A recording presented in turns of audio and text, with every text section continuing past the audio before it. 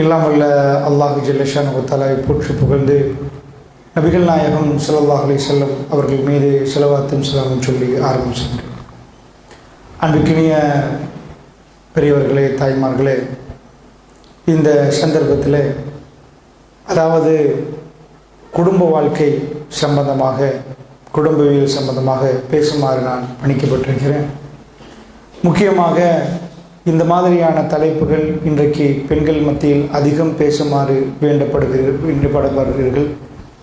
அதாவது என்ன காரணத்துக்காக இந்த தலைப்பு தருகிறார்கள் என்று சொன்னால், இன்றைக்கு ஒரு 50 ஆண்டுகளுக்கு முன்னாடி எத்தனை நபர்கள் திருமணம் முடித்து வாழ்ந்தார்களோ அந்த எண்ணிக்கை இப்போ பார்க்குற நேரம் நிறைய டிவோர்ஸ் நடக்குது. 50 வருஷத்துக்கு முன்னாடி 100 கல்யாணம் நடந்தால், ஒரு 10 டிவோர்ஸ் நடந்தால், இன்றைக்கி 100 நடந்தால் 50 டிவோர்ஸ் நடந்துருமோ என்று பயப்படுற அளவுக்கு ரொம்ப ஆரவாரமாக திருமணம் எடுக்கிறாங்க. எடுத்ததுக்கு பிறகு வாழ முடியாமல் திணறாங்க. நிறைய குடும்பங்களில் அழகாக நல்ல முறையில் அவர்கள் வாழ்க்கை நடத்தி தன்னுடைய பிள்ளைகளுக்கு திருமணம் முடித்து கொடுத்ததுக்கு பிறகு தன்னுடைய பிள்ளையை, பொம்பளை பிள்ளைய வீட்டுக்கு திரும்ப வேணாம், எனக்கு கணவன் வேணாம், அல்லது எனக்கு வாழ முடியாது, இல்லை என்னை பிரித்து அனுப்பிட்டாங்கன்ற உடனே நிறைய தாய்மார்கள் நெஞ்சை பிடிச்சிட்டு அழுகிறாங்க. இது நடக்கக்கூடாதுன்னு நினைத்தோம், நடந்து விட்டது என்று துடிக்கிறார்கள். இது இன்றைக்கு பல வீடுகள், அதிகமான வீடுகள் நடக்குது. இதுக்கெல்லாம் என்ன காரணம்? ஏன் இப்படி வாழ முடியாமல் இன்றைக்குள்ளவர்கள் திணறாங்க? சாதாரணமாக இலங்கையில் இந்த பிரச்சனை நான் சோடித்து பேசவில்லை, இதுதான் இன்றைக்குள்ள நிலைமை. நான் சொல்லி நீங்கள் புரிய வேண்டிய தேவையில்லை. இளைஞர்களை பொறுத்தளவில் அவர்கள் அதிகமாக போதைப் பொருளுக்கு அடிமையாகிறாங்க. பொம்பளை பிள்ளைகளை பொறுத்தளவில் அதிகமாக டிவோர்ஸ் ஆக்கப்பட்டு துடிக்கிறாங்க.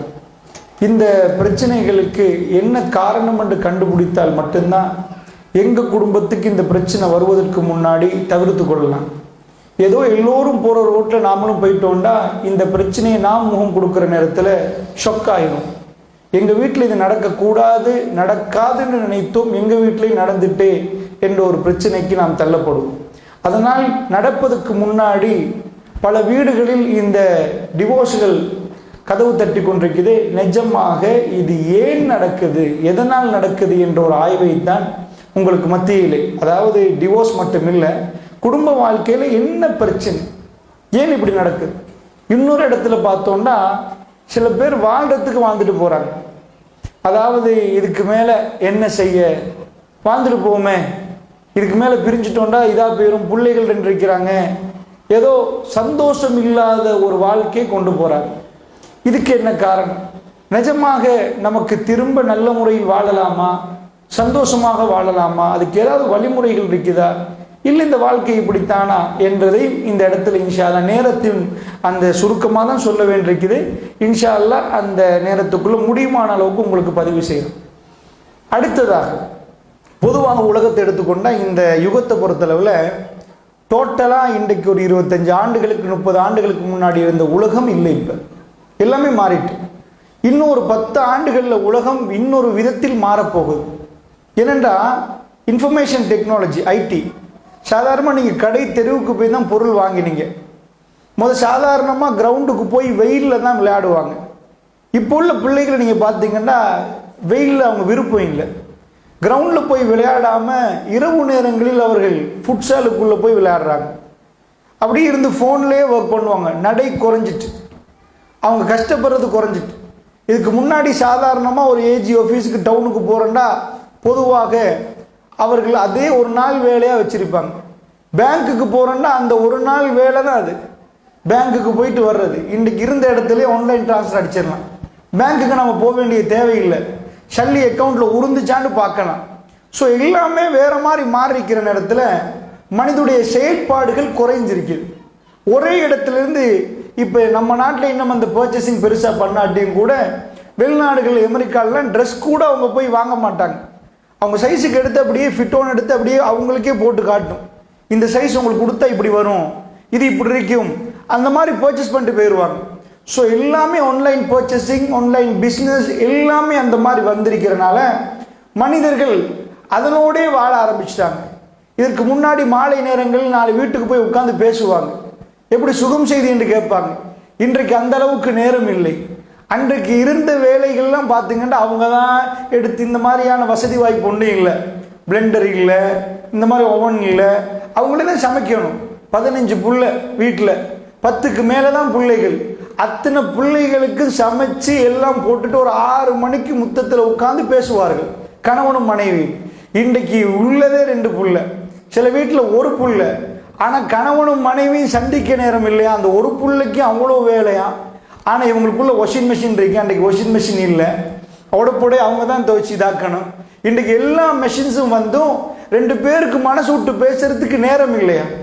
அந்த அளவுக்கு என்னமோ ஆயிட்டு. 1 புள்ளைக்கு இவ்வளோ 10 புள்ள பெற்றவர்கள் 10 புள்ளைக்கு சாப்பாடு கொடுத்துட்டு, சைவ கடையில் சாம்பார் ஊற்றுற மாதிரி தான் 10 பேருக்கு ஆணை ஊற்றணும். அந்த அளவுக்கு இருந்த பிள்ளைகளை பெற்று போட்டிருப்பாங்க. அந்த பிள்ளைகள் இருந்தவர்கள் கணவன் மனைவி உட்கார்ந்து பேசின மாதிரி இன்றைக்கு பேச முடியாமல் போயிருக்குது. எது உண்மையாக என்ன நடந்திருக்கு? நிஜமா நேரம் இல்லையா, அல்லது இவ்வளவு உண்மையா நேரம் இப்பதான் இருக்கணும்? அன்றைக்கு உள்ளவங்க அவங்க தான் எடுப்பாங்க, குத்துவாங்க, எல்லாமே அவங்க தான் பண்ணணும். இன்றைக்கு மெஷின்ல பட்டன் அமைக்கிட்டா எல்லாம் நடந்து வந்துடும். அந்த அளவுக்கு இருக்கிறவர்களுக்கு நேரம் இல்லைன்னா இது என்னாச்சு? 10 பேருக்கு உழைக்கிறவன் நேரம் அதிகமாக செலவழிக்கணுமா, ஒரு ஆளுக்கு நேரம் அதிகமாக கொடுக்கணுமா அப்படின்னு எடுத்து பார்த்தீங்கன்னா என்னமோ ஒன்று நடந்திருக்கு. அந்த என்ன என்பதை நாம் புரியாட்டி இது இப்படியே ஒரு இருட்டு அறையில் நடக்கிற மாதிரி இருக்கு. அன்பிக்கினியவர்களை கவனமாக புரிஞ்சுக்கோங்க. இது நம்ம நாடு. இப்போ அமெரிக்காவை எடுத்துருவோம். அங்கே சாதாரணமாக அட்வான்ஸாக இப்போ எங்கள் நாட்டில் இப்போ 2020 இந்த இதிலெல்லாம் ஆன்லைன்லாம் பர்ச்சேஸ் பண்ணுறாங்கன்னா அவங்க 2005-4 இந்த மாதிரி இருக்கும் பீக்கில். அவங்க அப்போவே 2009-10 அவங்க இந்த நாட்டில் என்ன பர்ச்சேஸ் பண்ணுறாங்களோ அப்போ நடந்துச்சு. ஒரு 10-15 ஆண்டுகளுக்கு முன்னாடி அவங்க அட்வான்ஸாக அங்கே வாழ்ந்துருவாங்க. அங்கே போய் பார்த்தீங்கன்னா அங்கே என்ன டிவோர்ஸ்ன்னு கொஞ்சம் தேடி பார்ப்போம். உலகத்தில் நம்ம இந்த பக்கம் நிற்கிறோம், அப்படியே சுற்றி அடுத்த பக்கம் போயிட்டோம்னா அமெரிக்காவிலிருந்து எல்லாம் வரும். ஸோ அந்த பக்கத்தில் என்ன நடக்குதுன்னா அவங்க கல்யாணமே வேணான்ட்டாங்க. அதான் பிரச்சனை. இப்போ நம்ம நாட்டிலேயாவது டிவோர்ஸ் நடக்குது, அமெரிக்காவில் டிவோர்ஸே இல்லை. ஏன் இல்லைன்னா முடிச்சவன் 50 பேரும் டிவோர்ஸ் ஆகினா எப்படி டிவோர்ஸ் ஆகும்? முடிக்கவே தேவையில்லைன்ட்டாங்க. ஏன் முடிக்கவே வேணான்றான்னு கேட்டிங்கன்னா இது ஒரு பெரிய தொல்லையாக போச்சுன்றான். அவங்கள்ட்ட போய் பேட்டி கேட்குறாங்க, ஏன் நீங்கள் திருமணத்தை வெறுக்கிறீங்க?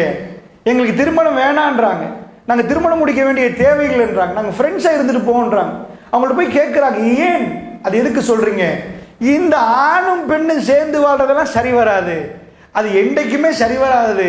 என்ன, நான் ப்ளஸ் என்ன அவன் மைனஸ் என்னுவான், வழங்கிச்சா நான் எஸ் என்ன அவங்க நோண்டுவாங்க, அது எப்படி அப்படின்ற மாதிரி அவங்க கேட்குறாங்க. உண்மையாக ஆணும் பெண்ணும் சேர்ந்து அவங்க பப்ளிக்காக பேசுகிறாங்க.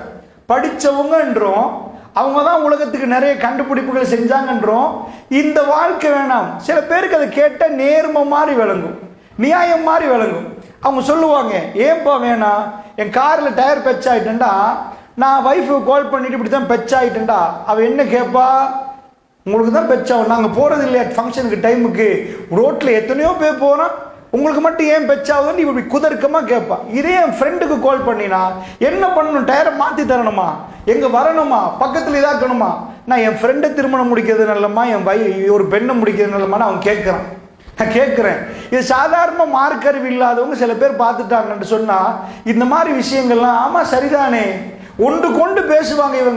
இவங்களை விட நல்ல மில்ல என் ஃப்ரெண்டோட வாழ. லூத்து நபி சமுதாயம் செஞ்ச மிக கேவலமான மோசமானதை தைரியமாக பண்ணுறாங்க. ஒபாமா தேர்தலில் நிற்கிற நேரம் ஒபாமா 2வது தடவை ஒரு தடவை வெற்றி 2வது தடவை வந்தார். அதுக்கு முன்னாடி ஒரு பிரச்சனை நடந்துச்சு. ஒபாமா 2வது தடவை தேர்தலில் நிற்க முன்னாடி, இப்போ உள்ளது ஜோ பைடன், அதுக்கு முன்னாடி டொனால்ட் ட்ரம்ப், அதுக்கு முன்னாடி ஒபாமா வந்த நேரம் என்னாச்சு, ஒபாமா இந்த பிரச்சனையை அவர் ஃபேஸ் பண்ணார். அமெரிக்காவில் அப்போ தான் இது உச்ச கட்டம், நிறைய ஆர்ப்பாட்டங்கள் நடக்குது, ஹோமோசெக்ஸ் சட்டமாக்கு. ஒபாமா பார்த்தாரு, இது என் மேலே பிரச்சனையாக போயிடும், நான் சட்டமாக்கினா என்னதான் வருஷமாக என்ன என் பேரை சொல்லி தான் பிரச்சனைப்படுத்துவான் ஏனான்ட்டார். அவர் தேர்தலுக்கு நிற்க முன்னாடி ஒரு தேர்தல் வச்சார் அமெரிக்காவில். என்ன தேர்தல்னா, மக்களே நீங்க சொல்லுங்க, இது நான் சட்டமாக்கணுமா வேண்டாமா? நான் உங்கள்கிட்ட ஒரு தேர்தல் வைக்கிறேன், ரிசல்ட் கேட்டா நீங்க அதிர்ந்து போவீங்க. மோர் தென் 66%, 66+, 66% மேற்பட்டவர்கள் வாக்கு போட்டாங்க. அமெரிக்கர்கள் என்ன வாக்கு போட்டாங்கன்னா, சட்டமாக்குங்கண்டாங்க, ஹோமோசெக்சுவல் சட்டமாக்குங்கண்டாங்க. இன்றைக்கு அமெரிக்கன் சிச்சுவேஷன் எப்படி தெரியுமா? சின்ன பிள்ளைய உட்கார வச்சிருப்பாங்க, பிள்ளைகள் 2 இருக்கும், ஆம்பளை பிள்ளையும் பொம்பளை பிள்ளையும் பக்கத்தில் உட்கார வைக்காங்க. ஏன்பா? சின்னத்துல இருந்து 1ஆம் ஆண்டுல இருந்து, ஏன் இப்பயாவது கல்யாணம் முடிக்கட்டும்பா, இப்படியாவது சின்னத்துல இருந்தே அது இதாகிட்டு, அவனுக்கு கல்யாணமே இல்லாம சந்ததி பெருக்கம் இல்லாத ஒரு பிரச்சனைக்கு தள்ளப்பட்டாங்க. சோ உலகம் ஒரு வகையான, இது உண்மையா உலகத்துக்கு பைத்தியமா அல்லது பேசுற எங்களுக்கு பைத்தியமா? இதுதான் நம்ம தெளிவுபடுத்தணும்.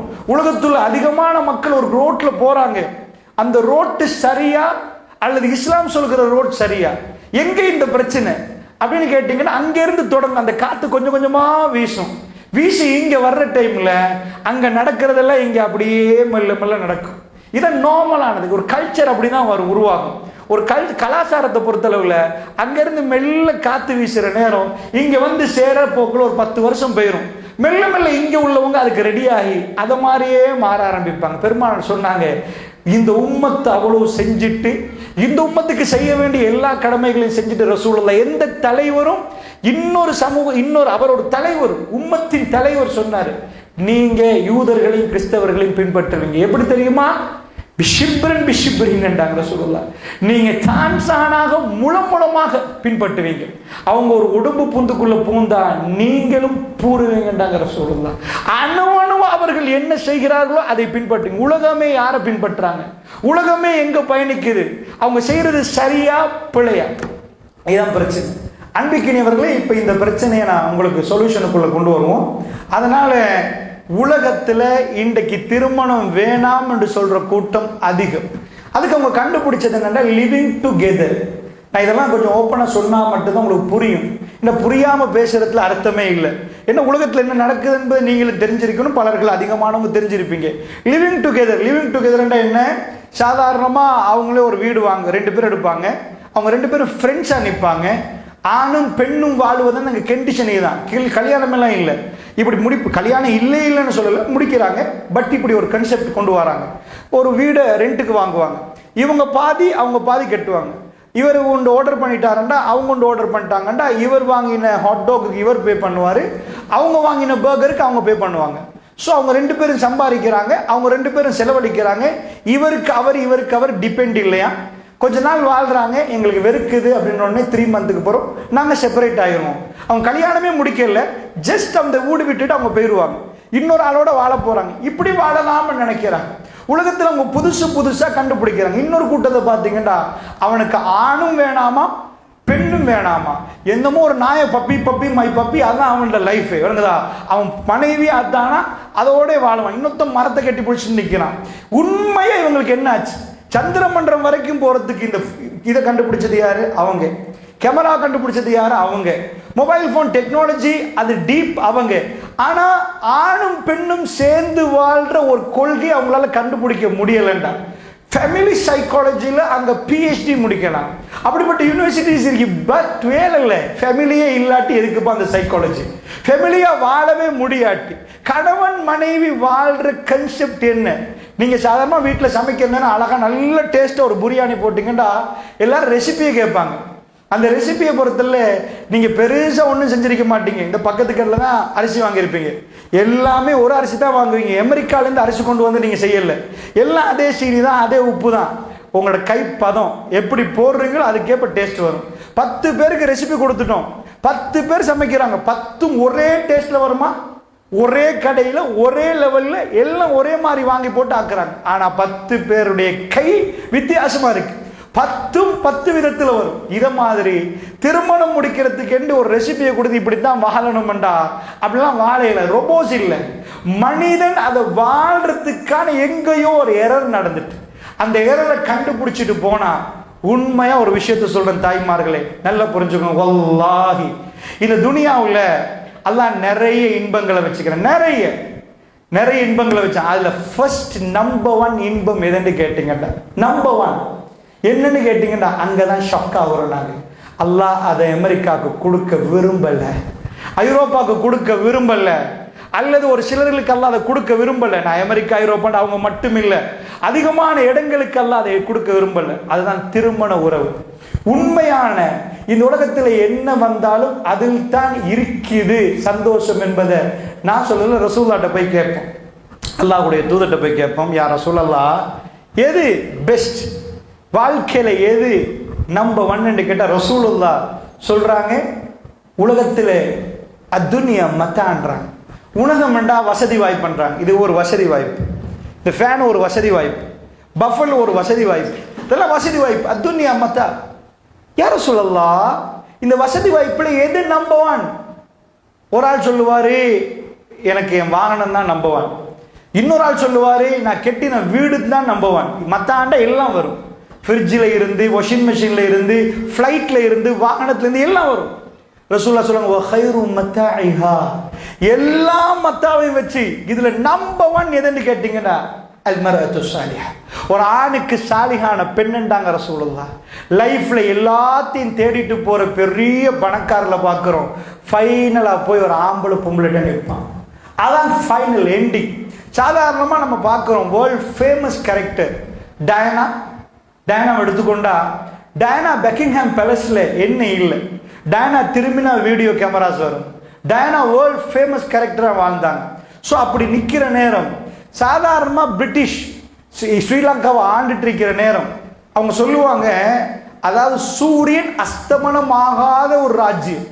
ஏன் அப்படின்னு கேட்டீங்கன்னா, ஸ்ரீலங்கா பிரிட்டிஷ் கண்ட்ரோல்ல, இந்தியா பிரிட்டிஷ் கண்ட்ரோல்ல, பாகிஸ்தான் பிரிட்டிஷ் கண்ட்ரோல்ல, பங்களாதேஷ் பிரிட்டிஷ். இப்படி கீழே நிற்கிற நேரம் என்ன ஆகும்னா, இங்க சூரியன் மறைஞ்சு அந்த பக்கம் சூரியன் உதிச்சு, அங்க சூரியன் மறைகிற நேரம் இந்த பக்கம் சூரியன் உதிச்சு. அவ்வளவு வேர்ல்ட்ல ஒரு பெரிய ஒரு லேண்டை கேப்சர் பண்ணின அந்த கோட்டை இருந்தது லண்டன்ல.